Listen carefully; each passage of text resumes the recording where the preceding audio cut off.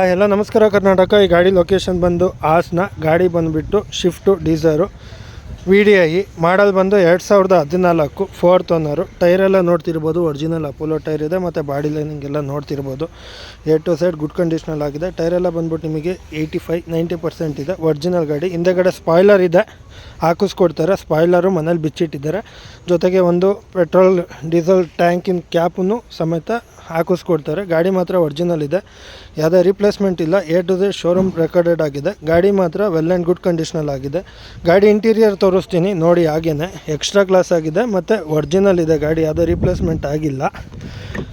Interior ನೋಡ್ತಿರ್ಬೋದು, leather cushion seats ಇದೆ interior ಮತ್ತು ಡಬಲ್ ಡೆಕ್ ಸಿಸ್ಟಮ್ ಇದೆ ಗಾಡೀಲಿ. ಹಿಂದೆ ಸೀಟೆಲ್ಲ ನೋಡ್ತಿರ್ಬೋದು, ಎಕ್ಸ್ಟ್ರಾ ಕ್ಲಾಸಾಗಿ ಗಾಡಿ ಇಟ್ಟಿದ್ದಾರೆ.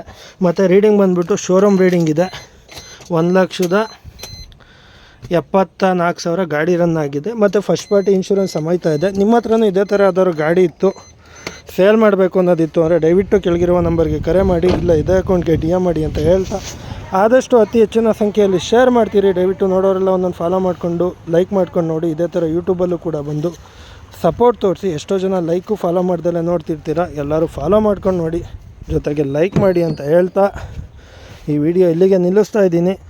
ನಮಸ್ಕಾರ ಕರ್ನಾಟಕ, ಎಲ್ಲರಿಗೂ ಥ್ಯಾಂಕ್ ಯು.